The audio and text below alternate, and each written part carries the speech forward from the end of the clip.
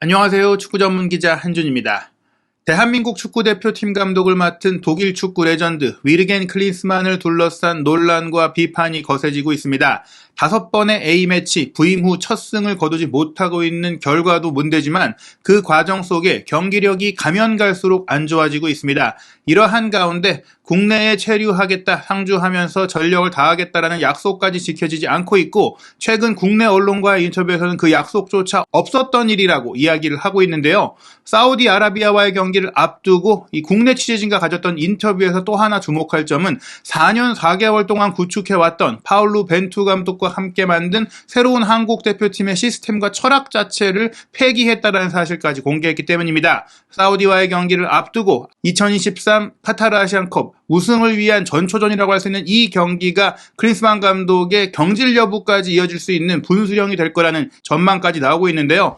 대체 클린스만 감독이 이 벤투호가 오랫동안 김판곤 위원장 그리고 대한축구협회의 전력강화위원회와 함께 만들어왔던 이 플랜을 폐기한 이유는 무엇인지 긴급점검, 전술 분석해보도록 하겠습니다. 한국과 사우디의 친선 경기, 이 경기 굉장히 중요합니다. 웨일스 원정 평가전에 이어서 또 한 번 영국에서 치르게 되는데요. 뉴캐슬 세인트 제임스 파크에서 9월 13일 수요일 새벽 1시 30분에 킥오프합니다. 이 경기 한국 대표팀 이강인 선수가 부상으로 빠진 것을 제외하면 정예전력 아시안컵 본선에서 가동할 멤버들로 나서고 또 아시안컵 개막까지 반년도 채 남지 않았어요. 10월, 11월 A매치가 있고 물론 12월에 대회 직전 평가전을 치를 기회가 남아있긴 하지만 어느 정도는 윤곽과 밑그림을 다 만들어야 하는 시점이라고 할 수 있겠습니다. 이러한 가운데 클린스만 감독 본인도 나를 판단하는, 내가 잘했는지 못했는지를 판단하는 모든 평가 기준이 카타르 아시안컵이 되어야 한다고 말했고요. 나는 자신 있다고 얘기했어요. 코치들도 경험이 많고 선수들도 동기부여가 확실하고 나는 해야 할 일을 제대로 하고 있다. 다만 이 과정, 평가전에서 이기지 못한 것은 이 준비 속에서 새로운 선수들도 지켜보고 젊은 선수들도 보고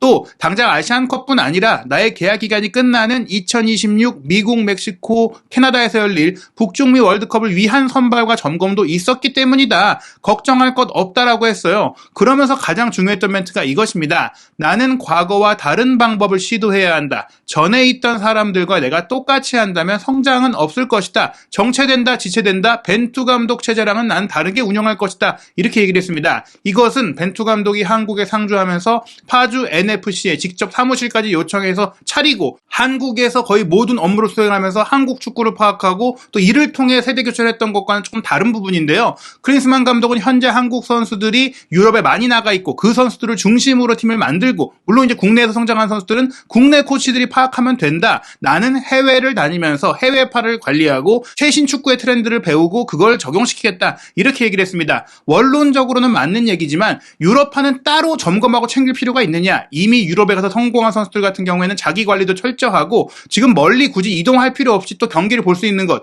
클린스만 감독이 K리그나 국내 축구 다른 방안으로 보고 있다고 얘기했는데 유럽 축구를 다른 방안으로 볼 수 있는 부분이에요. 유럽이나 또 세계 축구의 트렌드 역시 본인이 역시 이동하지 않고 파악할 수가 있고 오히려 국내 축구의 정보, 한국 축구의 정보, 한국 축구에 적응하고 한국 문화를 이해하기 위해서 더더욱이나 유럽에 가는 것보다 한국에 남아서 지켜보는 게 중요하거든요. 그리고 또 하나 중요한 것은 벤투호의 4년간의 이 과정을 어떻게 다 폐기할 수가 있느냐. 제가 개인적으로 느꼈을 때 3월 A매치에서 그나마 클린스만 호가 긍정적으로 보였던 것은 벤투호가 만들어놨던 그 빌드업 구조에 조금 더 신속한 축구, 조금 더 손흥민 선수를 전방에 배치해서 투톱으로 교용하면서 득점할 수 있는 위치에서 프리하게 움직일 수 있게 해준 것. 요게 가미되면서 잘 됐는데 시간이 갈수록 벤투호의 빌드업 구조가 사라지고 손흥민 선수에게 좀 모든 것을 맡겨놓는 손흥민 선수의 득점력에만 의존하는 축구로 바뀌면서 경기 진행 과정은 좋지 않고 손흥민 선수에 대한 부담도 커지는 역효과가 나고 있다.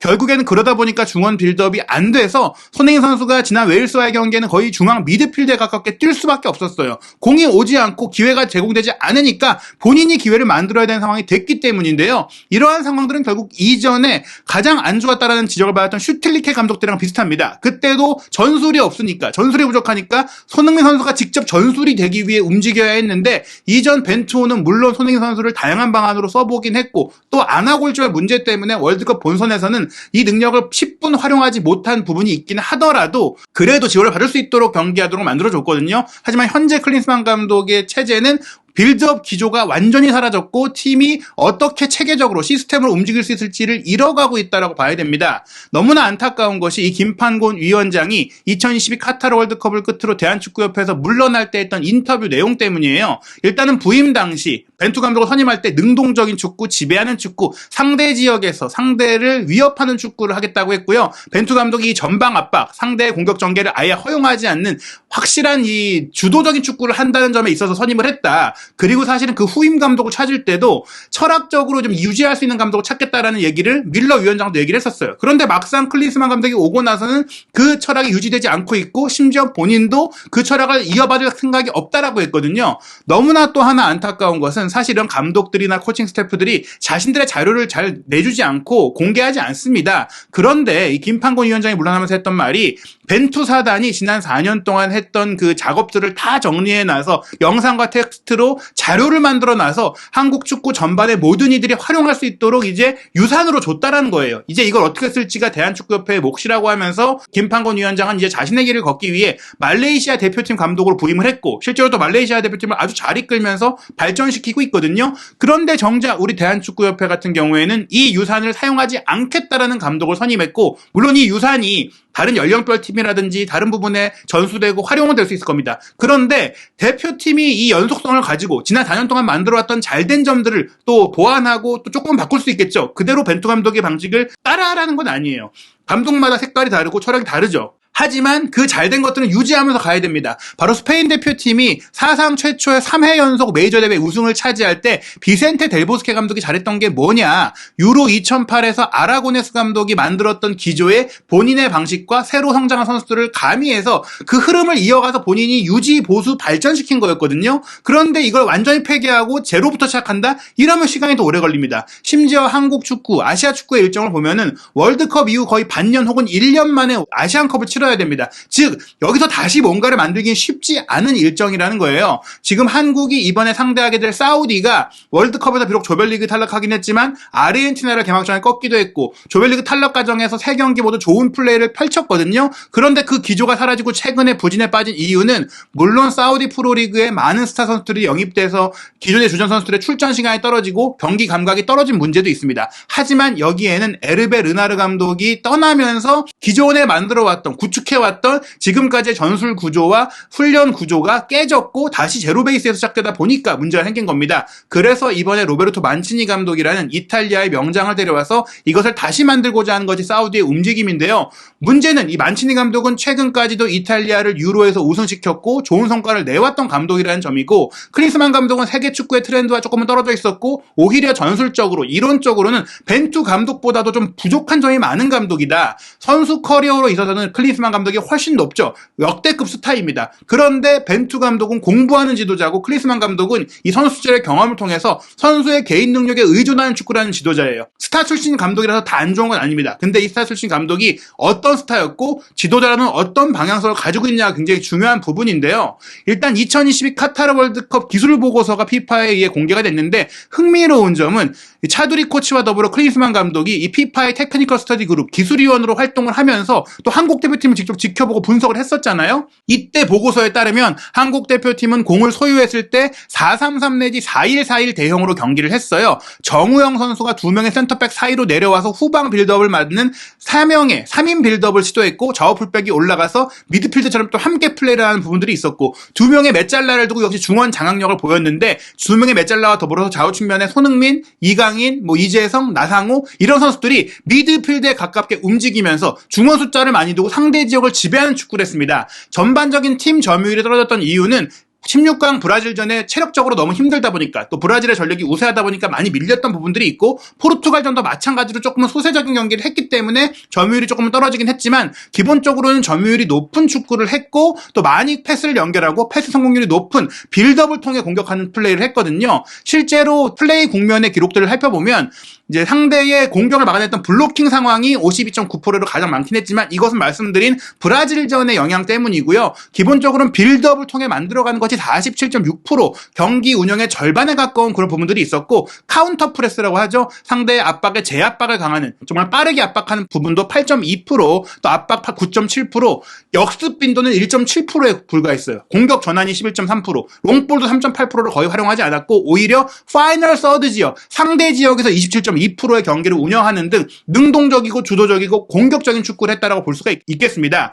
경기당 패스 횟수가 416회에 달했고요. 또 패스 완료율도 경기당 385회니까 거의 대부분 아주 높은 패스 성공률을 기록했다라고 볼 수가 있는데요. 그런데 한국 축구가 오랫동안 숙제로 삼아왔고 수건으로 삼아왔던 이런 빌드업 플레이, 패스 플레이, 중원 플레이가 4년 4개월 만에 완성이 됐는데 클린스만 감독은 이것을 완전히 폐기했습니다. 물론 클린스만 감독의 방식이 잘못됐다라는 건 아니에요. 그걸 잘 운영하고 완벽하게 구현한다면 괜찮습니다. 본인이 이 한국 취재진과 했던 인터뷰에서 뭐라고 얘기를 했느냐. 나의 축구 색깔은 나는 공격수, 포워드였기 때문에 공격적인 축구를 사랑하는데 전방 압박과 고강도 플레이. 이거는 벤투 감독의 기조와 같아요. 빠른 템포를 같은 리버풀 같은 축구를 좋아한다고 했는데 선수의 장점을 바탕으로 최선의 방법을 만들겠다고 해놓고 지금 선수의 장점을 활용하고 있느냐. 이재성 선수가 측면에서지만 측면에서 플레이메이커처럼 뛰는 중앙지향적인 선수고 이강인 선수가 비록 월드컵에서는 사이드라인을 타고 역습하는 축구를 했지만 역시 측면에서 안쪽으로 들어와서 중앙지향적으로 뜁니다. 손흥민 선수는 물론 가운데로 쓰고 있지만 역시 측면에 설 때도 가운데로 들어오는 플레이를 했고 한국은 기본적으로 좌우 측면 공격수가 안으로 들어와서 미드필드처럼 뛰고 혹은